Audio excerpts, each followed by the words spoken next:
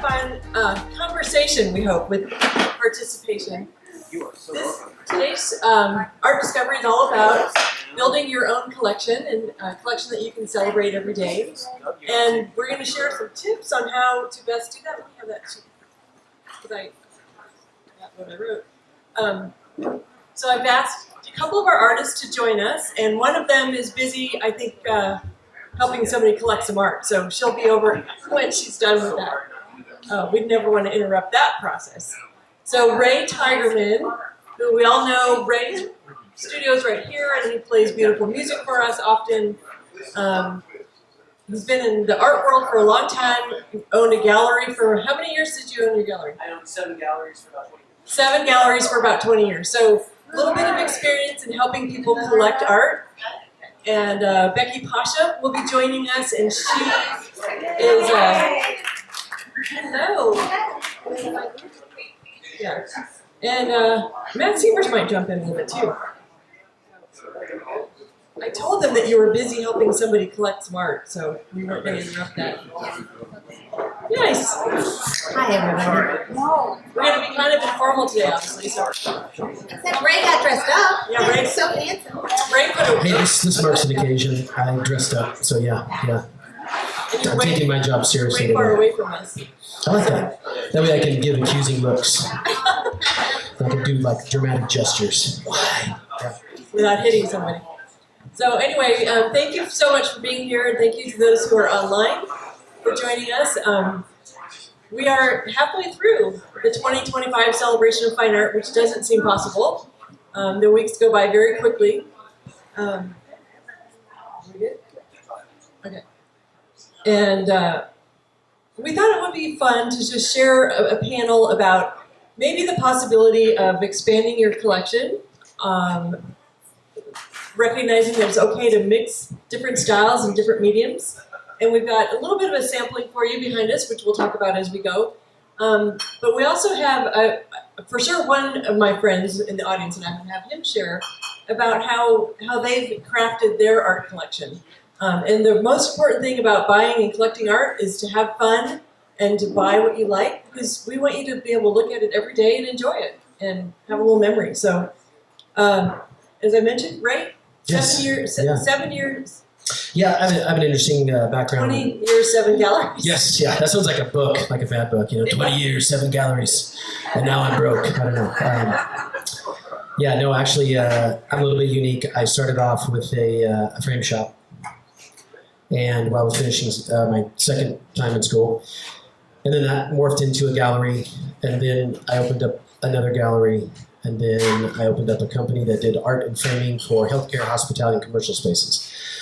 So I had an opportunity to work with designers, different creatives, from finish boards concept to the space planning to actually then installing the art. So it was a really cool experience. And then that morphed into paperwork for me. Basically, years of paperwork and payroll taxes. So yeah, it's fun. Yeah, life's better now for sure. Yeah, so you jumped out of that. I did, yeah. But Great background, great experience. So we'll. Yeah, I'll touch on that too. And I have a collector of mine who I have wrangled into for perspective. He has an amazing collection, and he's got a really interesting perspective on how they started. So yeah. This guy over here. That guy Dave. Okay, so we'll get Dave and Ned because we want to hear from others. And Becky, you are an amazing painter, fabulous human being, and you also had a background in interior design. Yes. My dad was a phenomenal interior designer, so that is what I grew up around, and I would help him in the studio. I was the discontinued fabric sample girl. I'd go in there when I was like 8 years old and pull all the ones that were discontinued and take them home and make dollhouses out of cardboard boxes for my stuffed animals. But so interior design was just always in my blood, and I love houses more than anything. As Ray knows, I have microphone phobia. I can talk in front of 8,000 people, but I cannot hold a microphone. So yeah, go put your hand up if I'm not loud, okay? Anyway, so I'm practicing. I'm going to get used to this. Just pretend it's an ice cream Someday I'm cone. going to sing with Ray. I just get my nerve up. Yeah. Okay, anyway, so I love interior design. My dad passed away when I was 12. So I took it on as a legacy to be an interior designer in his footsteps. So I accidentally got in a painting class in high school. My painting teacher was like, "Have you thought about art school?" And I said, "Oh, no, I'm going to be an interior designer like my dad." So that stuck for the entire year. In my first painting won the Purchase Award. My school bought it for $150. And then later it was stolen, which is really cool. That's cool. That validated me. But anyway, so I really meant to do the interior design thing. So then I got into college and started doing commissions for people of paintings, but still got my interior design degree. And I got out of school. There was no internet. It was the dark ages. And I hated the shopping. I could see a lamp in my mind that'd be so perfect. And I just looked for 7 hours around Kansas City and said, "Oh my gosh, I could have painted so many paintings today. This is such a waste of time." So anyway, what I found I loved, and I started my own business when I was 21, is making custom art for interiors. And I noticed, like in high school, I got into the elite chamber choir because I had such a blender voice. I kind of found my niche. Ray's paintings here are the banger. They're kind of the showstopper in the room. Mine are kind of the subtle slow power that kind of blend it all together, and you're kind of like, almost don't see them coming, and then they get you. I like to ease in. Yeah. Yeah. Like, how did this happen? Yeah. But it's fun to have both kinds in your collection. It is. Yeah, we're recently in a house together too. Oh. We did an install. We actually installed one of your paintings, which was fun. Yeah. So I like to say we play well together. That's crazy. That's what Yeah. we like, art that plays well Yeah, together. that's like, Variety that plays well together. But anyway, so I just love homes. I love to see people's personalities. I think a floor plan defines functionality for people. I think an interior designer brings in style and comfort. And I think the art is the homeowner. I think when you walk into someone's house, you look around their art, and that tells you who they are. That's your personality. That's what you pass down. That's what you care about. That is what's going to last a lot longer than that granite countertop.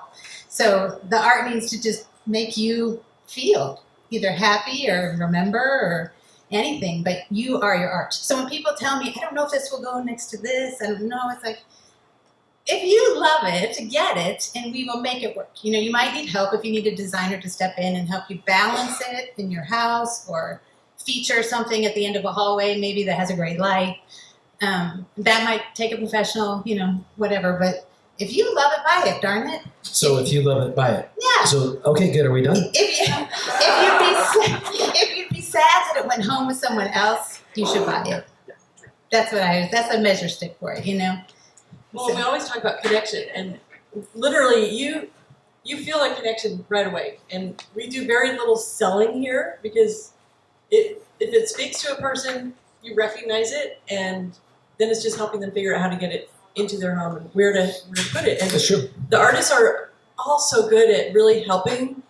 Maybe not every single artist will do this, but most of the artists will be happy to come out to your home and hang the art or give you recommendations. And I love it when they come back maybe the next day and they say, "Oh, well, I was there, I saw this space, and I told them it would be perfect to add, a Marilyn Evans." So the artists really are interested in helping the collectors put together a beautiful collection of art, not just all Becky Pasha or all Ray. Well, I don't know, Ray. No. But I mean, really, they love to. Should I read into that a little bit? They Like, love what the to heck? promote each other, and they all have the artistic eye to know how things Well, really and can play well together. it's true, and it's actually really easy when you're in an environment like Celebration of Fine Art, because you literally have every different style, every type of art, whether it is a two-dimensional painting, it's a three-dimensional sculpture. And it's interesting, one of the things I actually love to do is when I have an opportunity to get into a house, and I'm always inquisitive, it is not uncommon, for that session, it should have been just an easy, let's hang a piece of art here, turn into a, let's move the chair here, let's go with the rule of threes here. How attached are you to that plant in that location? What about this mirror? It's fun. And like at the end of the day, I always think my job is really not to sell a piece of art. It's actually to create that happiness that everyone loves. And it's, how many times have I gone out on an install and come back and then went shopping around celebration, grabbed a few things from other artists, and went back out, and it's it just becomes you're doing a service to the space, and you're doing a service to the collector, by not just saying you need 7 Ray Tigermans, maybe you just need one kind of Just one in each room. Yeah, one in each room. Yeah, absolutely. But yeah, and that's that to me is fun. So yeah. And then I do want to pull in our other speakers, but one of the things that I think is really valuable, and many people that start buying here start with wall art, flat, 2-dimensional art, and it really can get fun when you start to mix mediums and kind of layer your works. Like we've got Becky Pasha's fabulous abstract with Kurt Mattson Western cowboy bronze, and they play perfectly well. He's literally writing into the painting. Yes, he's writing into the abstract atmosphere. Yeah, and then I'm following Kurt going into Becky's painting. So yeah. One thing I love about the sculpture too, I don't know if you all are familiar with Dan Romero's work around the corner, but he does these wonderful figurative things, and they're not meant to be perfectly correct and all that, but they're whimsical and fun. They have movement, and what I love are the shadows they throw, and that is something people don't think about. It's like those dancers he's got a jester and a dancer, and at certain times of day, that chick is like 4 feet on the wall, and she moves when the sun moves. It's like alive. And sometimes That's cool. they cast shadows on my painting. And I'm like, what the hell, Dan? So I think sculpture is really a wonderful thing, but you have to put the right place to get that impact. Totally. I agree with you. Oh, thank you. I'm just going to say, you go. So placement's important. Yes. And actually last night we had a small event here, and we had a food table, and it was adorned with sculpture. So in fact, how many of you have sculpture on your dining room table? Anyone? Glenn? Todd? Yep. Yes? Yes? Okay. Yes? You got to think outside the box. You do. And last night was really cool. So we had the food kind of set up over here, and we had these like amazing platters that stacked. Yeah, it was beautiful. And then we put Dan's piece on top of a couple, and then I believe it was Robin's, the caterer, was like, "Are you comfortable with us putting some crackers around your base of your sculpture?" And I was like, "Dude, cut cheese on that thing." Yeah. And Dan was like, "No. I'm like, no." But it was interesting. Again, like sculpture is, kind of backing up too. This is a big topic, right? And how do you kind of curate an art collection? Like where do you start? What are your goals, right? And a lot of people, how many people here started off with a poster? It was your first piece of art, right? All right. How many people started off with something from like Pier 1? All right. I remember buying photographs of cityscapes of places I'd never been to at some show that was at my apartment. So I had thumbtack photos of like San Francisco and Chicago and all these places I'd never been. But they were important to you at the time, right? And cool. And that's the thing about art. I think you start off always with something that's important to you, whether it's a piece of art from your children, which those are awkward to replace in a home, by the way. That can be really, I'm like, I'm just going to take this down and move it. And people are like, no. And you kind of start off with the poster, right? The little gift ideas. And then you gravitate toward a limited edition, maybe, right? Right? Do you remember, Becky, like the first time you had a limited edition, or when did you step up? In your dollhouses? Yeah. Or did you? Did you just go right to original? Are you one of those? No, actually the first painting my husband and I bought together was in Italy, in Siena, and we both went into this gallery, and first of all, I was knocked up. They used the same framing molding on every painting. It was so gorgeous, and nothing like it in the United States. I'm just like, love this molding, and it was on every painting. So that was really struck me. But then I just gravitated to this one painting, and I am not a pink person. I raised 3 boys, and I've never had pink in my house. And there was this big painting of Sienna painted super raw and abstract with a pink sky. I couldn't stop looking at it. And finally, I go to Scott, do you like that painting? And he's like, I kind of do.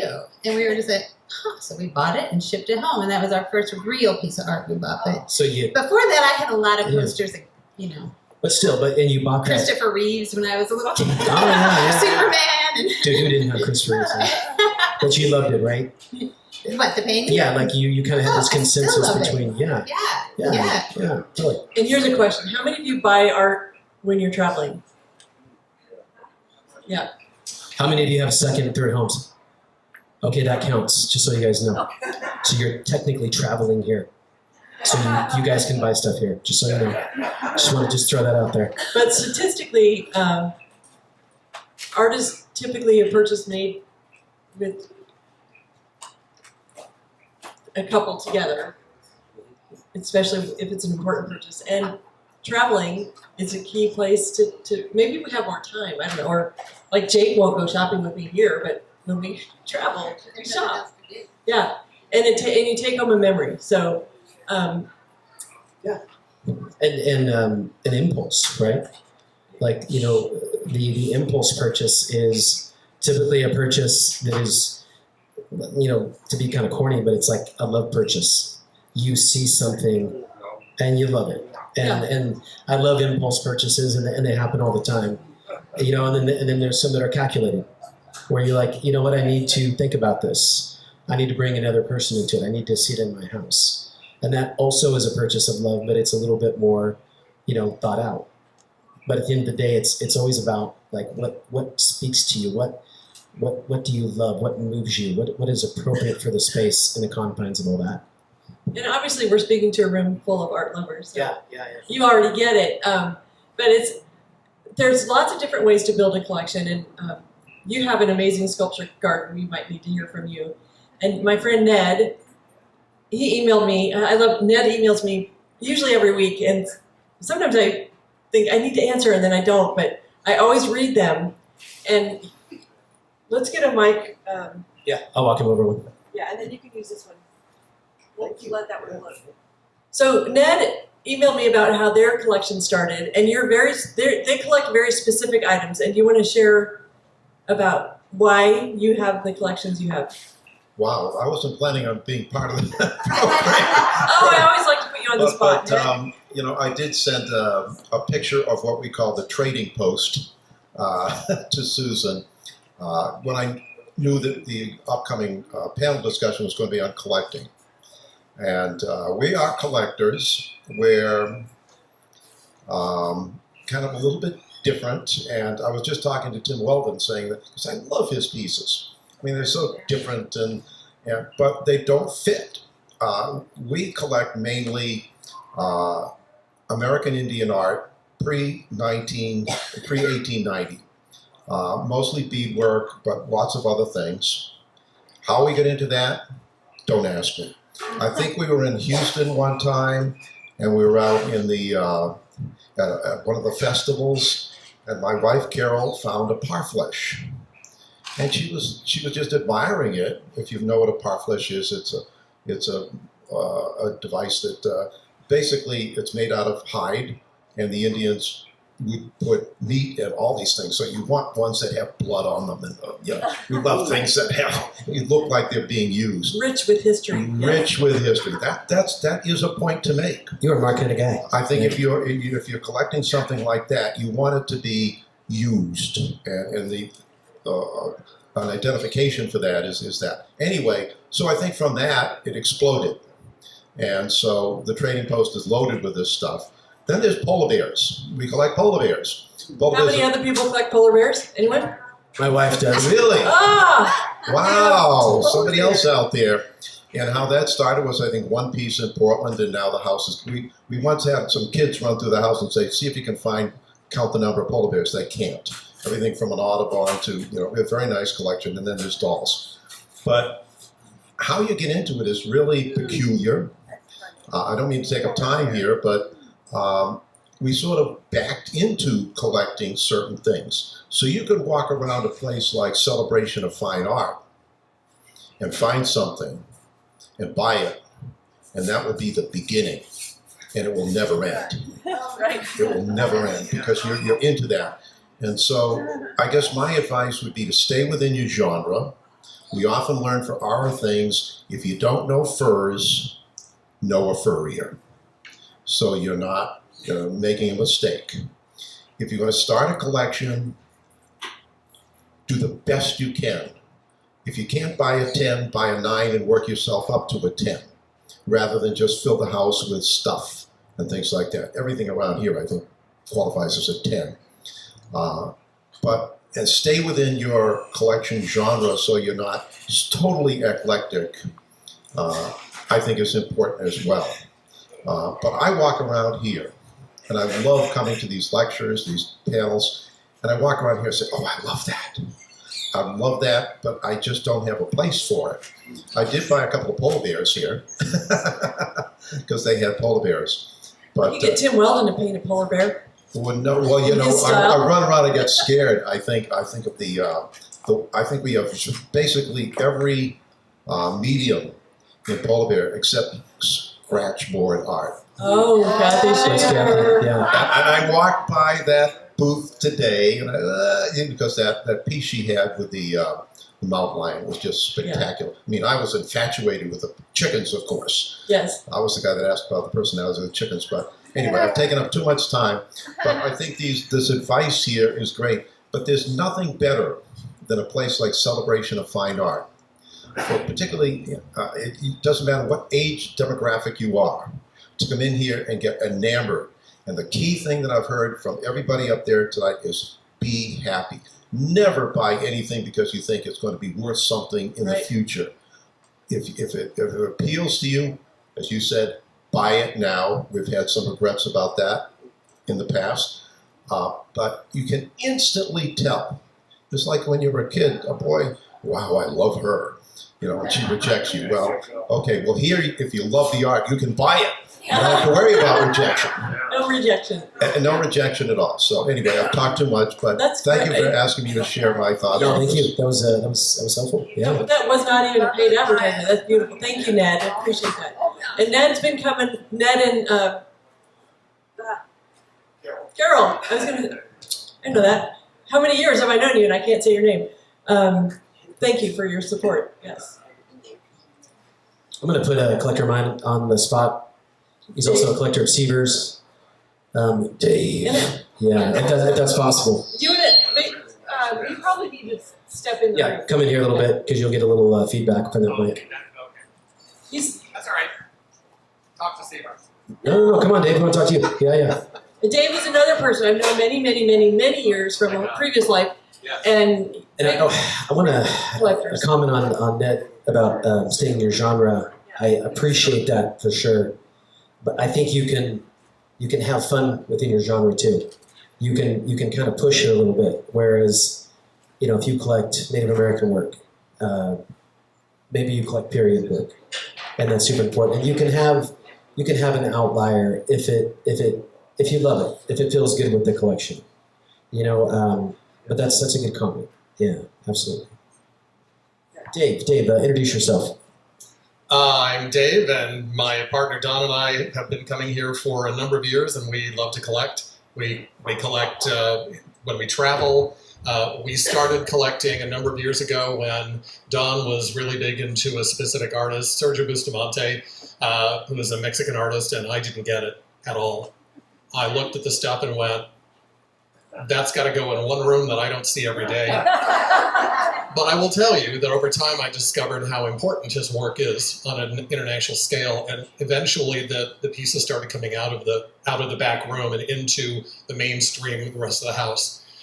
So we have bronze, we have ceramic, we have giclées, we have of course a lot of oils. Most of our pieces that we've collected in the last 5 years have come from the Celebration of Fine Art. I would say 90% of them. I liked your checklist on the piece of paper you handed out, because those are basically our requirements. We need to like the artist. Sometimes we don't buy the first time around. We might look at something 18 times.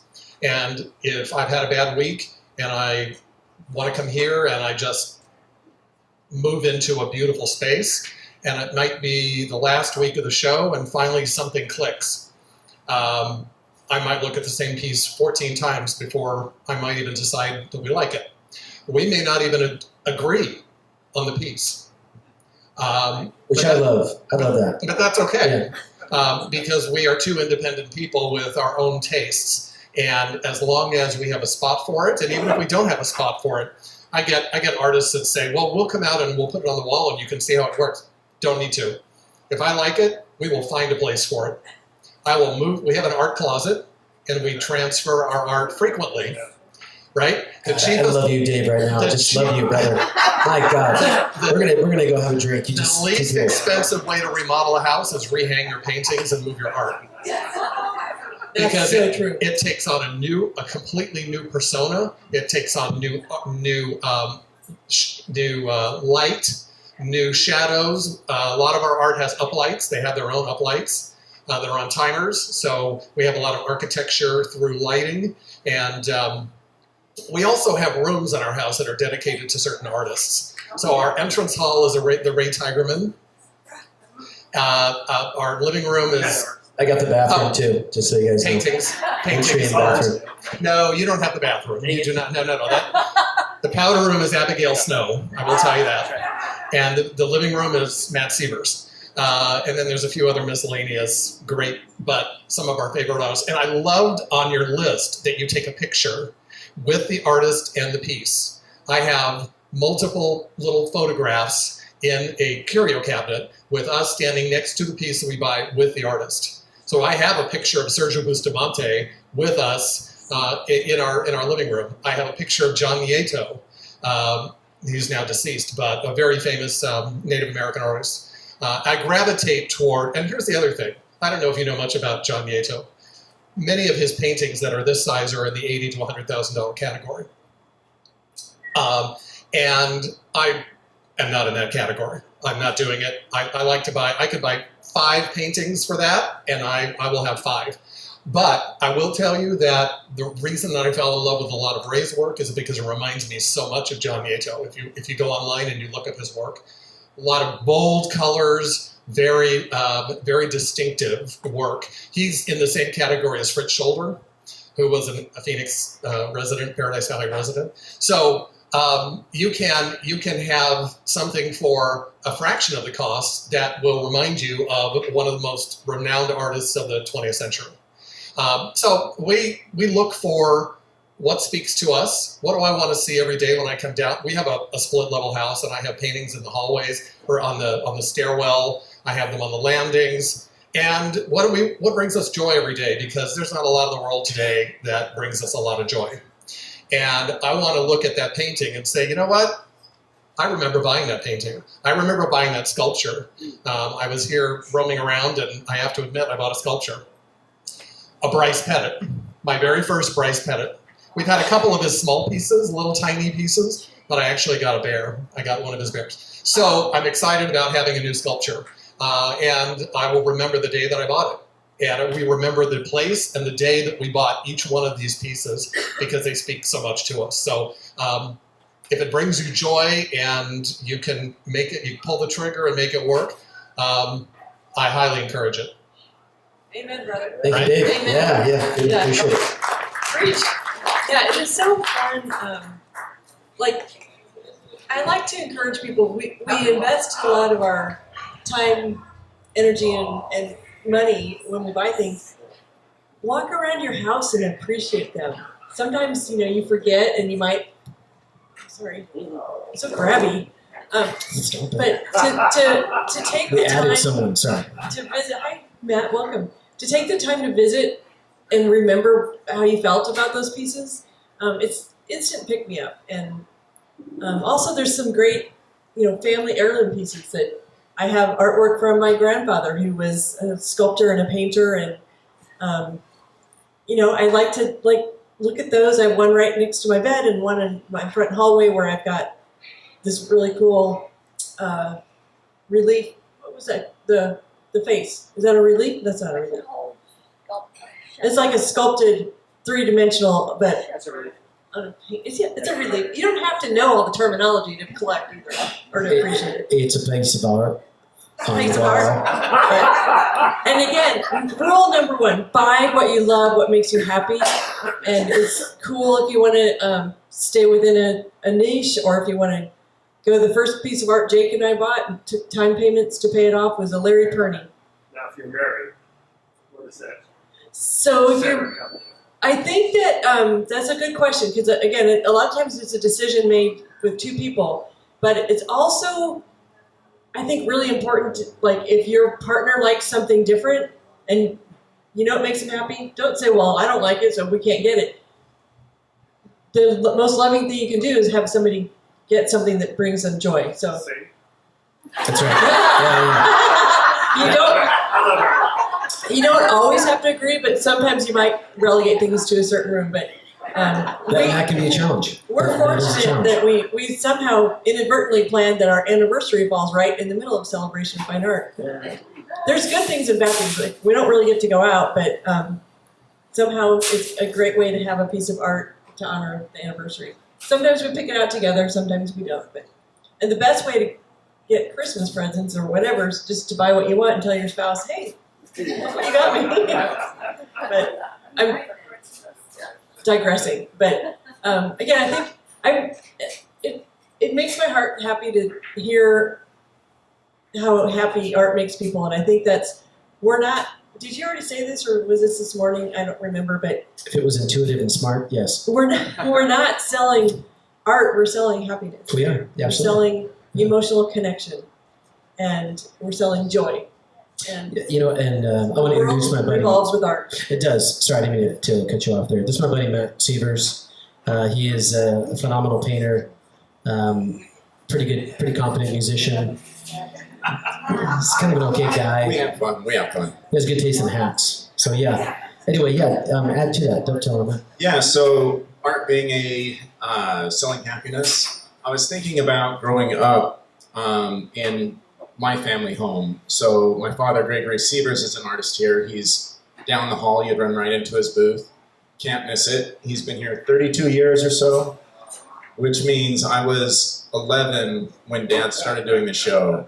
And I have met a lot of artists that come through here. In fact, Scott Rogers was in here yesterday, and I remember talking to him that when I was a little kid, I had told him I was going to go on a mission, and he gave me $100 out of his wallet, and he said, "Good luck with that." And I was like, "Sweet." So as an 11-year-old kid, he was encouraging me already. God is amazing. He's amazing. So Dad has a phenomenal art collection. It's a lot of it has been trading work or falling in love with work as he traveled. And I grew up in a house where, you know, it was my bedroom. It had a Lamborghini poster, and it had, you know. A girl. Yeah, girl or something. Probably I not came Farrell. home and Mom had cut triangles Farrell out Wilson? of that No, poster. you're- I was so upset. And Jennifer loved you. So, anyways, when I came out my bedroom, the first thing I saw were these two black and white ink drip pieces of Abbott and Costello and Charlie Chaplin. And then to the right of that, as I turned to come down the stairs on that landing, was an early Robin Branham that just was one of my favorite pieces. It looked like a face that was facing you, and then you'd realize there was a zigzag line that made a profile of a king and a queen that were like face to face. It was awesome. Lots of textures, as she does now. And down the stairs were about 15 pieces that were ranging in sizes, and you come around the corner into the kitchen, and just a mecca of art from all over. So every Christmas, my dad would buy this one big gift for my mom. Occasionally it was art, but sometimes it was like a new frying pan, you know.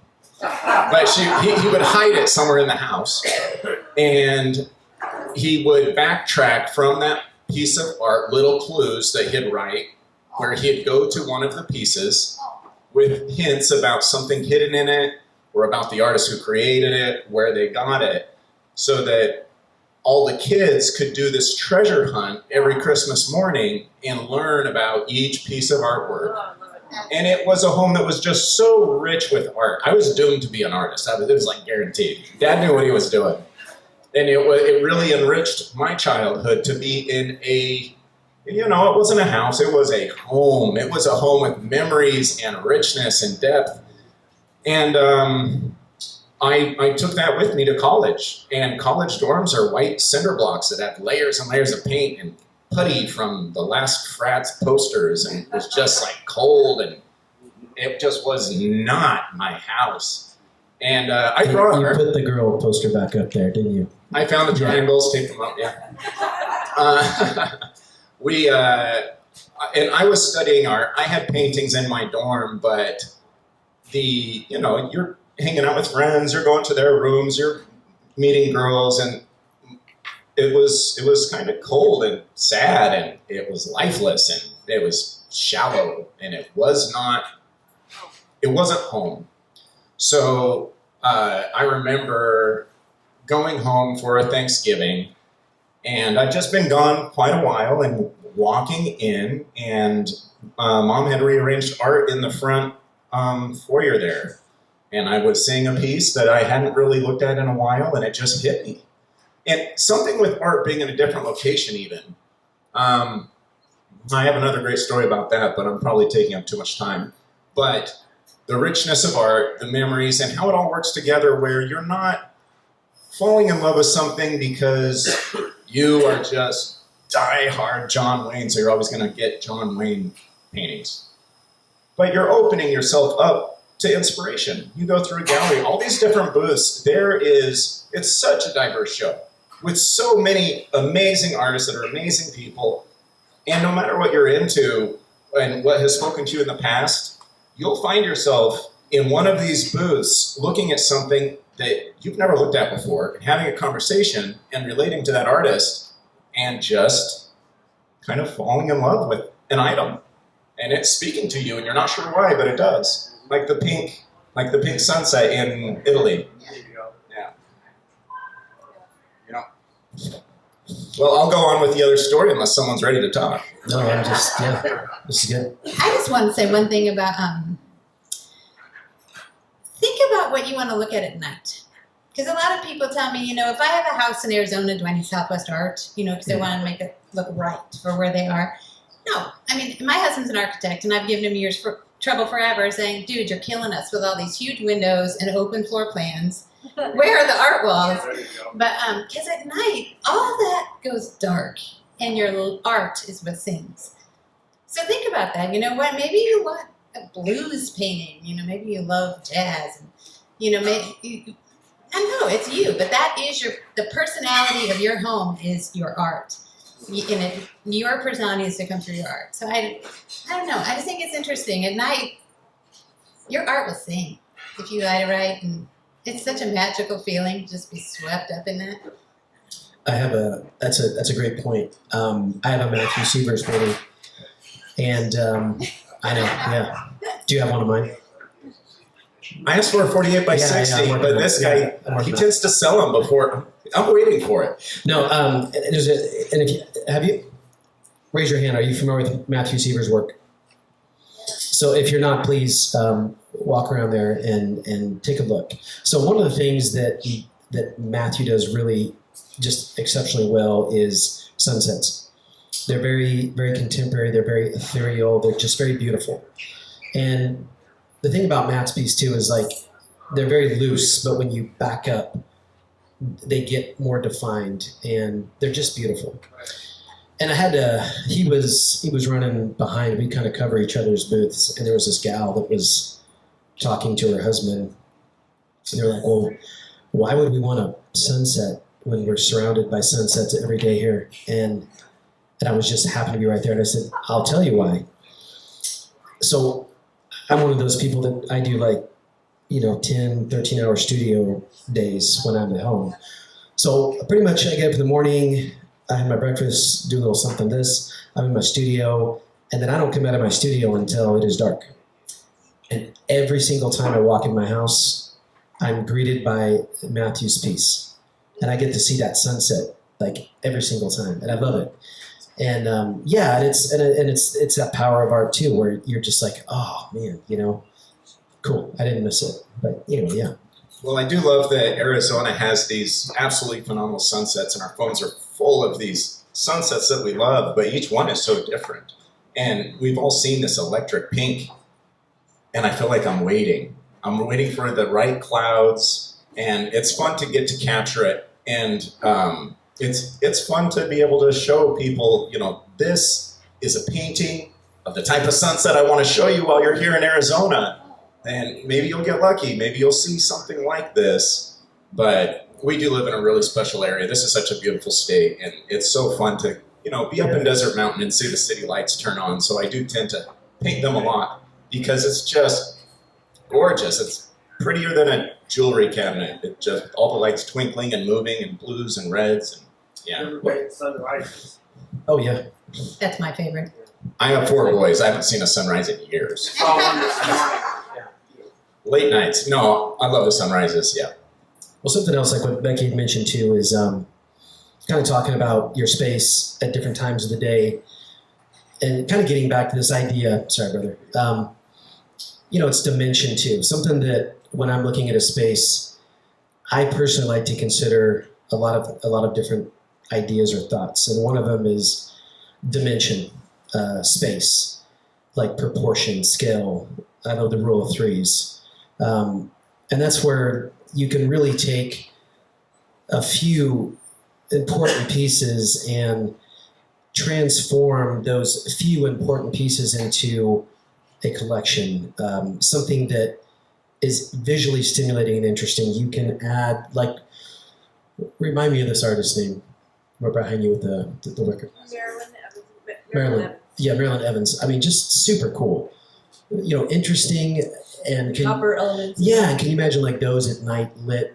It's like pulling you through the house. I love that. I love it when you see like one of Becky's pieces too, very ethereal. She doesn't have a lot of hard edges. They're soft. It kind of like puts you into a particular space. David Jackson. Everyone just look at David Jackson. That guy's still around. He's been here for 720 years. It's 720 show. We love David. Hey, David. But David is the other guy. Like, here's a great example. I love this story. So I walk up behind David, and David is looking at a picture that has a trailer, and it's not a particularly interesting picture. And I'm like, what are we doing here, Dave? And he's like, well, I'm doing a commission. And I was like, well, what are you painting that trailer? And he's like, I'm going to paint that trailer, but I'm going to add this sunset, and they want to be the 2 people from American Gothic, and then they want a bobcat, and then they want this pile of rocks here. And I was like, This is a true story. this is a true story. And I was like, I think what I said is like, well, yeah, like, good luck. I'm going to leave you now. And I was like, I had a little bit of a potty mouth. I said, holy shit, Dave, how are you going to pull that off? And Dave went, it's going to be a challenge, but I'm interested in that challenge. So fast forward today or yesterday, and I said, hey, Dave, how's that trailer painting going? And kind of having fun with him, and he goes, well, take a look at it. It was amazing. I was actually blown away. I was like, how could you take those elements and make this amazing painting? And it was very successful. The bobcat, was like random and cool. But I love that because that's a perfect example of what is possible in this show, is that you can have a conversation with an artist. You can pick out things that you appreciate in his or her, talent pool, and then they can create something, from whatever you want. Yeah, you have a question? Just sit here now. Dave, is that painting here? Yeah. Go get it. You gotta go get it. Come on, go get it. Bring it here, Dave. That is it's solid gold. Go get it. Come on, David. You're on the clock, brother. Okay, while he's doing that, Yeah, I want to yeah, talk please. about, like Becky and I were over here earlier, another really cool element of collecting is to find collaborative pieces. And this piece behind the speakers here, Trevor Swanson, who does oil painting on metal, copper, and Parker McDonald. So that's a really cool way to incorporate, you got a 2-dimensional and 3-dimensional all together wall piece that has sculpture on it. You didn't even recognize at first that. No, I didn't. I was like, did Trevor do a sculpture?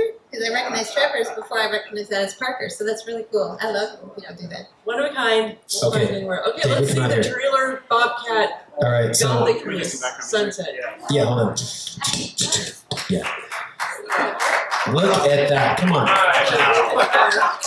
So again, like, come on. There's the Bobcat. That's Okay. a double wide. That is, yeah, right? And a beautiful sunset. And that's Yeah. what We got everything in there that they wanted. Yeah, you might need to walk around with that a little bit and show the camera. Wow. But So I This is their little getaway. And it's not fancy or anything, but it's their special place. It's their special place to go. And the rocks are special to them. They have a resident bobcat that hangs out. And so they wanted the bobcat somewhere in there. And they're into the idea of the mom and pa American Gothic look. So we put them in there. They have the sunsets. So it's just kind of put it all together. And I can't tell you how hard that can be as an artist to have one or It two can elements. be challenging. that is an art form in itself, doing commission. Everyone give it up for David Jackson. I appreciate you, brother. Thanks, man. You can walk around with that a little bit, let people enjoy it. Shut up. How do the commissions factor into the cost? Are they higher or less? Well, depends on the commission. The cost, if it's something really elaborate that's going to take a lot of time, then you have to add a little extra to it. But generally, a commission is just a piece of art. Yeah. I mean, it's just a piece of you It's that a you're custom producing. piece for you, yeah. And every artist is different how they approach commissions. And everybody's a little different, exactly.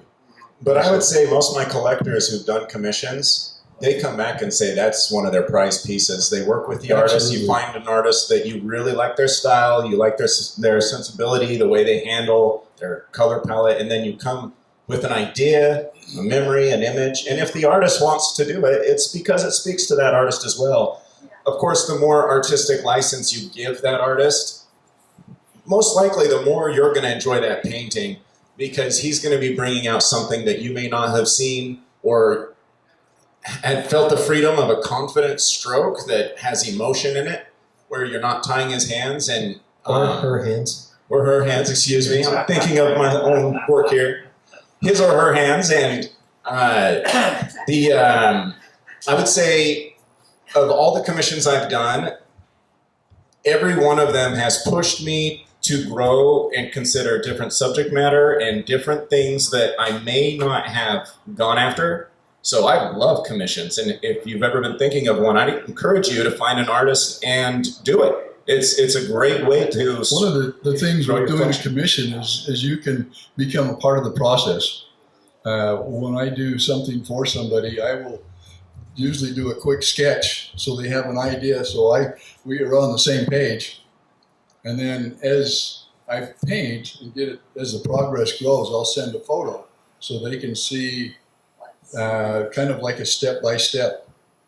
And many times when they come back into the show, I will give them a brush and let them become a part of it. So it really becomes very personal, and let them, kind of put a little of their touch on the painting, and that just makes it even more special. Whatever the country is.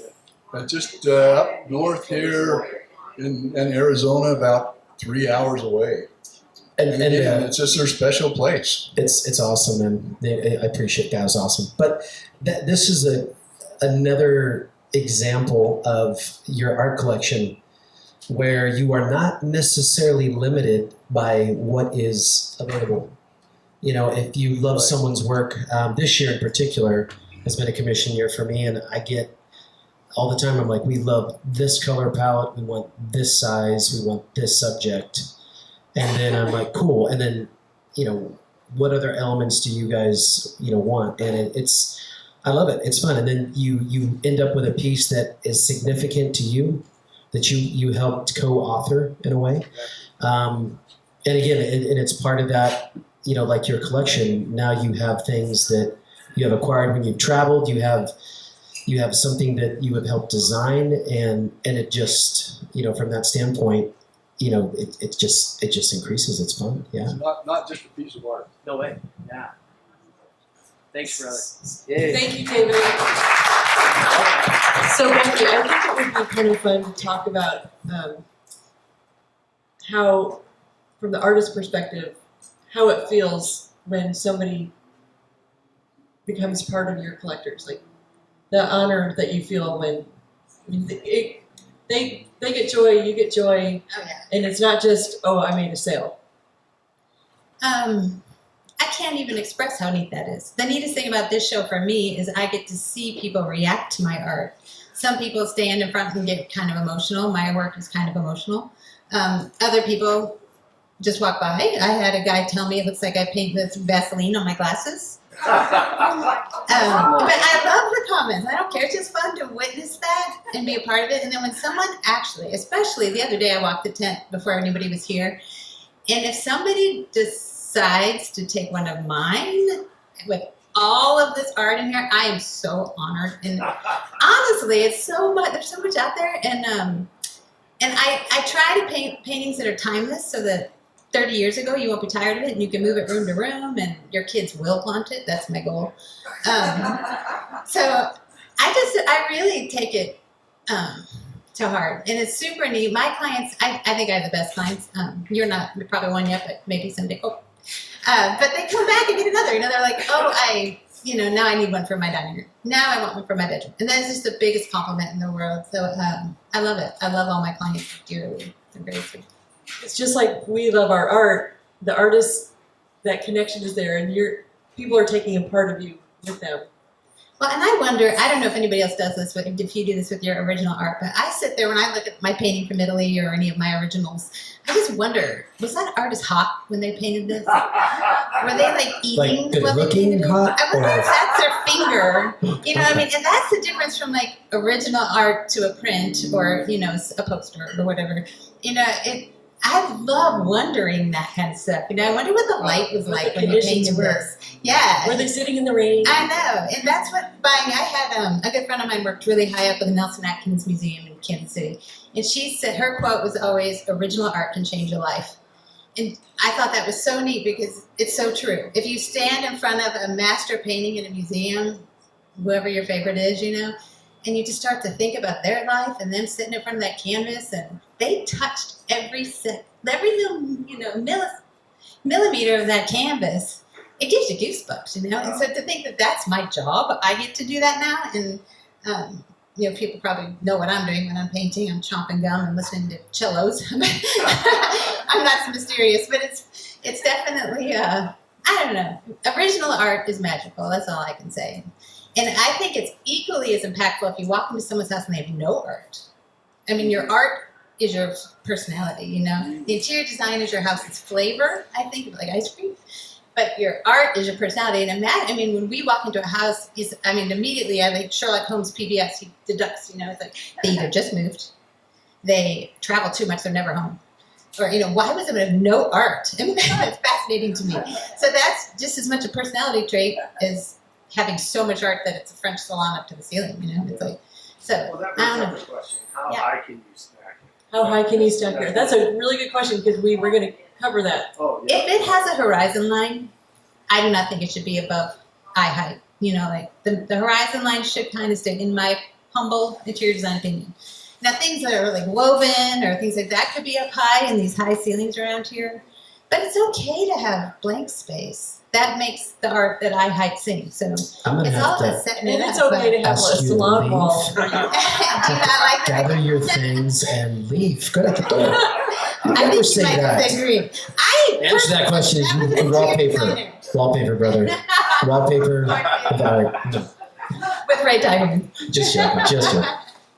So, John, what do you want to share a little minute about what got you into sculpture collecting? And great. Talking about what's up? Started I was paying attention. probably 25 years ago when I went to the Loveland Sculpture Show Uh-huh. and Great show. ran into something by Walt Horton. He's passed away, but that I fell in love with, and half of it was meeting Walt and engaging with him and the like. And it just kind of kept on going from there. And now I have a lot of pieces that are repurposed farm equipment, all kinds of things, rocks, bronzes. We've got 2 miles of pavered pathways up in Carefree that's sprinkled with all kinds of different things. So if anybody's interested in seeing it someday, talk to me. We could do a field trip. Yeah, I have a question for you though. I always hear you talk about your outdoor sculpture garden. Inside? We have a lot inside too, yeah. But primarily outside. I like big stuff, primarily rusty, Okay. so I don't have to worry about it. Yeah. Pre-rusted. Yep. Pre-rusted. And I think that's, I really wanted to bring that up too because we love outdoor art. I mean, it's great. Again, art has been the longest form of communication in human history. It's how we have communicated. Thank you for sharing that. And I just want to add, it is truly, I think about this kind of stuff all the time, it's really what sets us apart from all other animals is art, fine arts, the music. You don't see squirrels protect their young, squirrels shelter from the elements, so do we. But they're not putting on operas for each other and, putting little acorn paintings on they the have wall. acorn hats though. I mean, it's truly what separates us from all they other water ski. creatures. What the hell? Squirrels can water ski. I'm gonna fight this AI thing to my. We are the soul. The art is the soul. Something you touched on earlier, what your clients mean to you, and that's something that's unique in this experience for me. Being a gallery owner, typically I had salespeople or I had interior designers. So rarely did I actually, if ever, have an opportunity to meet the collector or even be in their space. And the strength of this show, other than just a sheer diversity and amazing talent pool, is the fact that you can come in here and you can have a relationship. You can meet an artist. You can see their process, his or her process. And I think that's important. I didn't understand how that connection was that important until really probably this show and having an opportunity to just truly interface with people. And it is life-changing. I have met just some of the most wonderful people. I call them friends, collectors.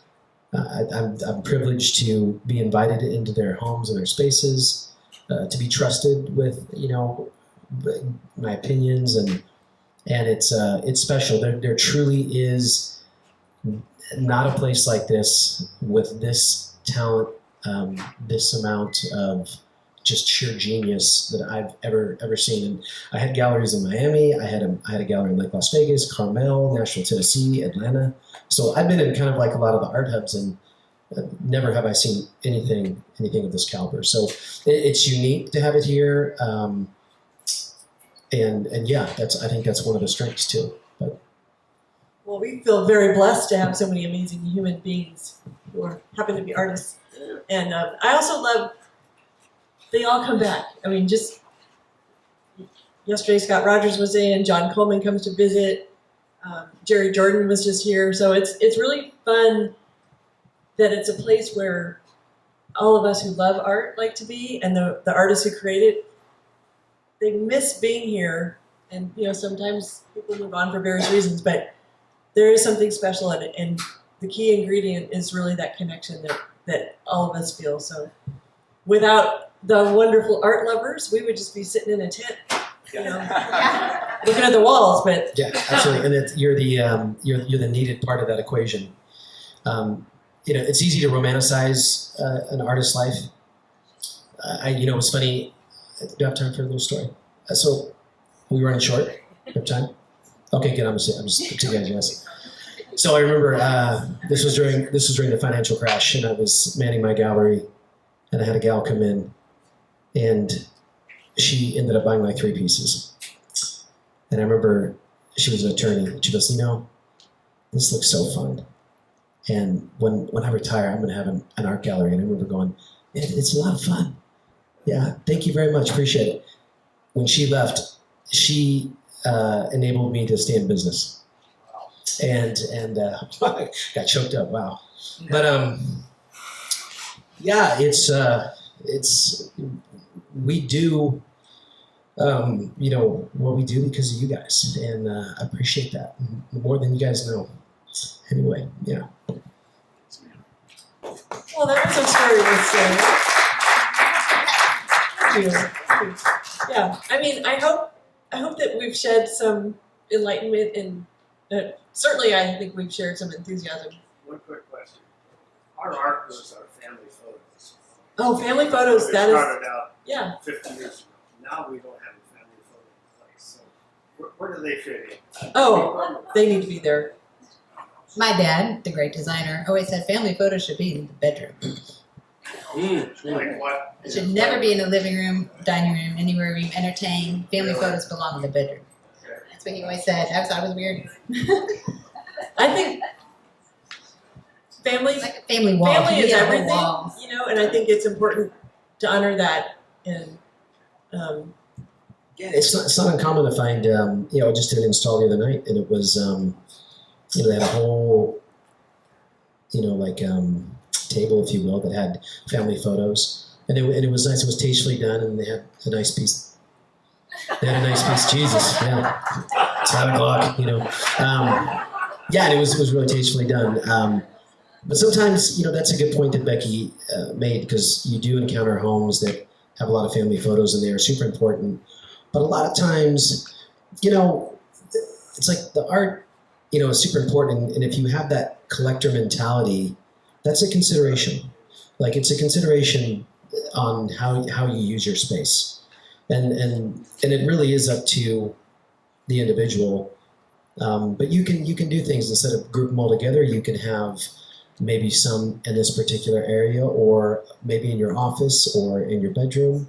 So there are a lot of options, and there could be a rule like that, or it could be situational too. She goes in the bedroom.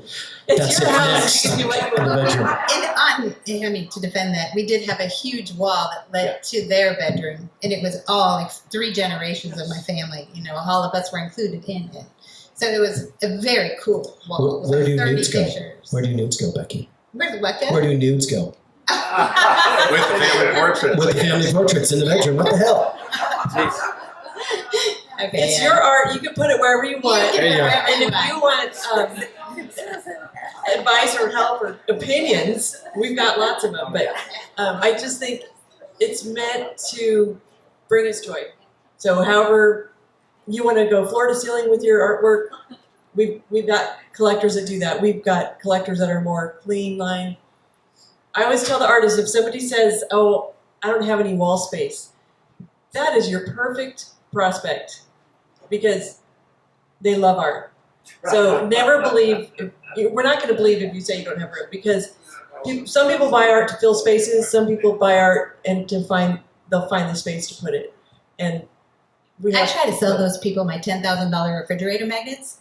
It's this new line I'm starting. That's fantastic, yeah. You're going to buy my $10,000 refrigerator magnet. I love There's magnets. always room. I love them when we travel. If I do a limited amount. Well, and some artists take trade-ins. Like, I'll take a trade-in on a Seavers or a Becky. So if y'all want to do that too, usually just remove that off your wall and put one of mine on there. So yeah. You guys are great. Yes, one question. So up until today, I always wondered what actually the term collector collection is, and wondered if there is a particular price range. Does it have to be thousands of dollars that No. you pay for? Because I do have some nice pieces, but not like my No. husband's boss, who has. Well, do you have pieces you love? Oh yeah, I And love you have them more all. than 2? Yeah. Then you're a collector. Yeah. Yeah.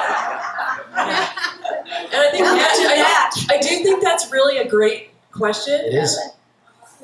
Because the value of art is not necessarily what it costs, it's how it makes you feel.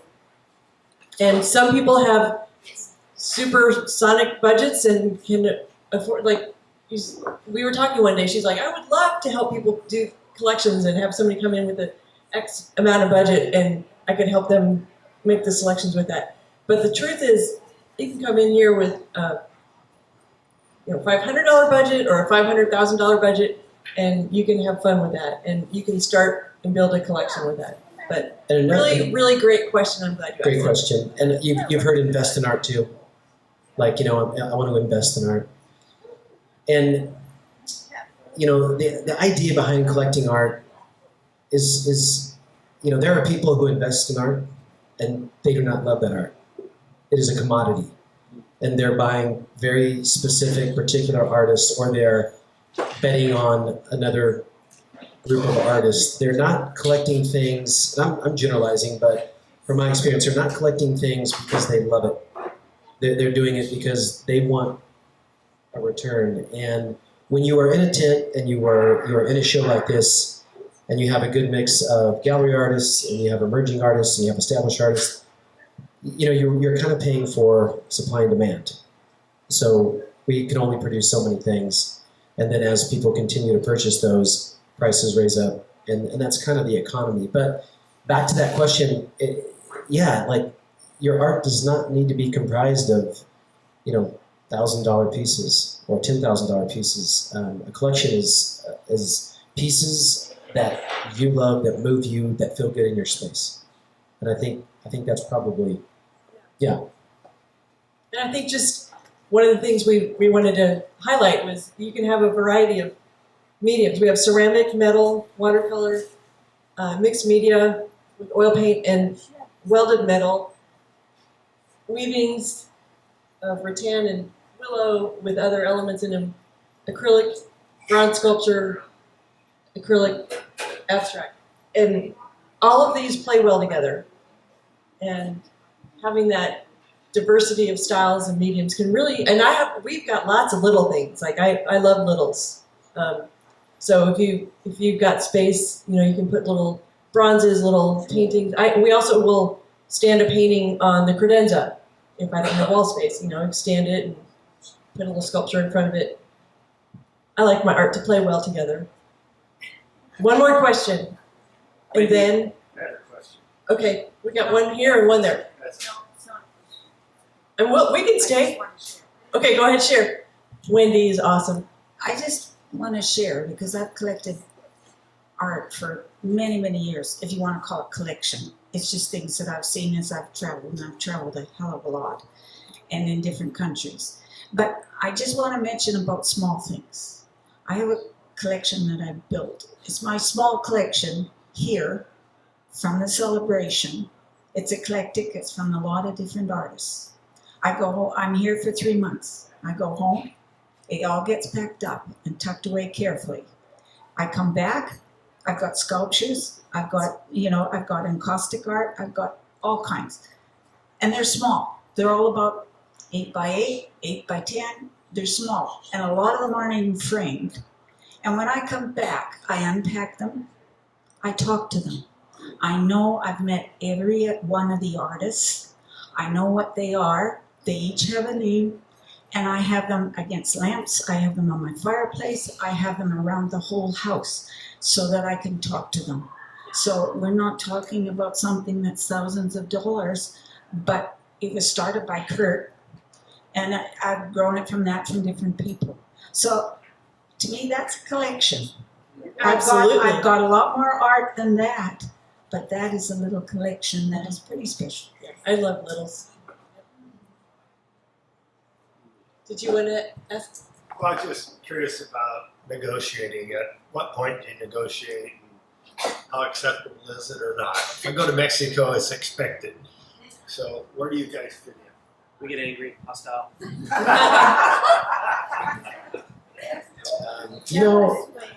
That's a good question. And there really is no answer to that because everyone is different.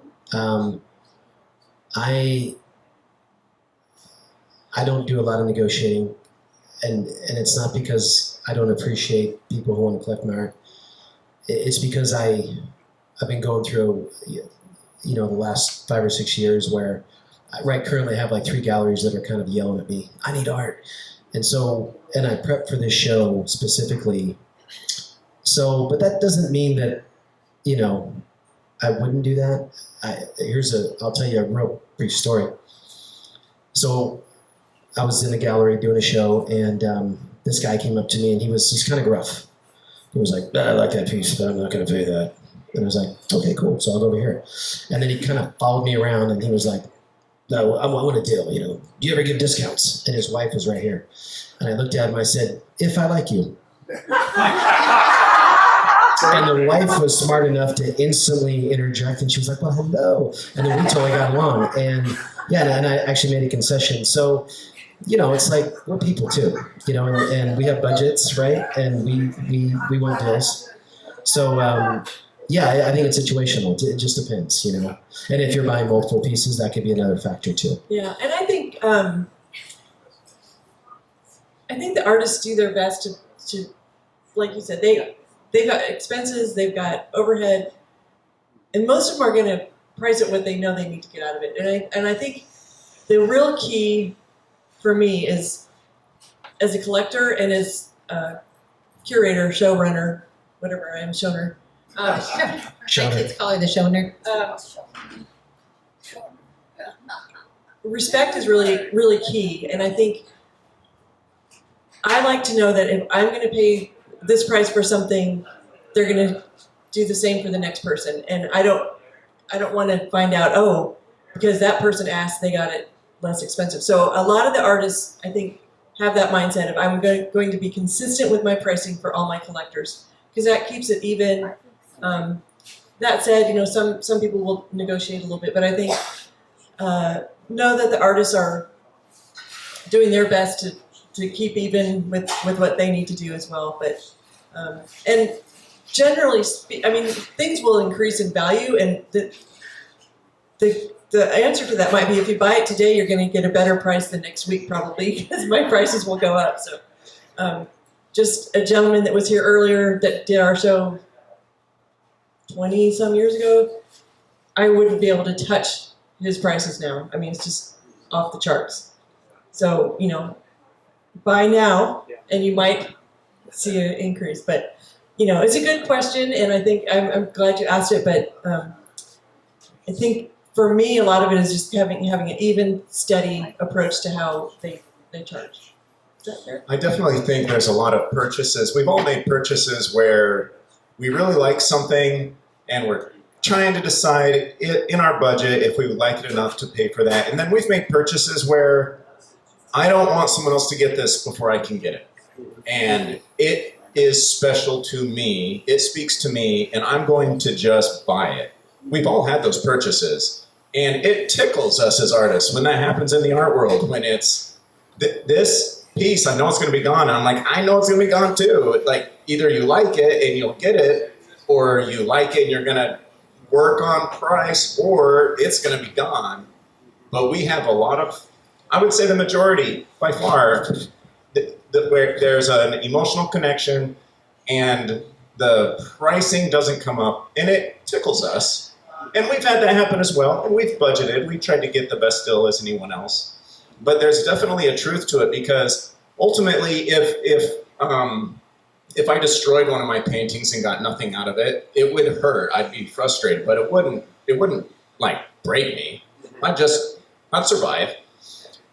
And so there is some space there. It's just pricing is based on truth. And I feel like all the artists want to say, this is my truth, this is what this is worth to me and what I want for it. And the thing that is weird about art is it can be such an emotional and connection that once you start asking for a discount, it's kind of like, is this actually your truth? You know? And I really have gotten to the point where, no, that's the price. That's the price. If you don't pay by credit card, there's 3% there, and you know, I got a little bit if you're gonna run and grab a check, but that's the price. And I think there's a sense of ownership beyond. I fell in love with this painting. It's that I fell in love with the artist and the integrity of the art, and that the galleries have built these prices and they've put so much time and energy, and this is where we're at.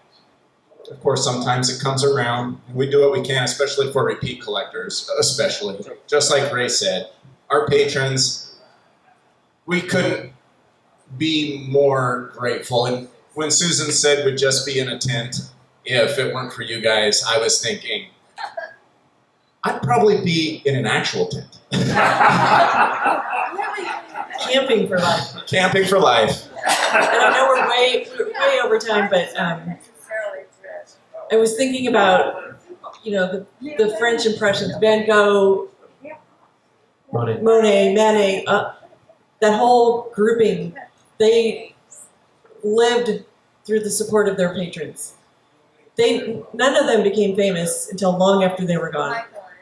And we are experiencing living artists in person who will be talked about for years to come in future decades. I mean, this is exciting to see actual human artists living and making. We don't have starving artists. That's our goal, is to successful artist chili. You might notice on the menu, because we like to share and inspire up and coming artists to understand you don't have to be a starving artist.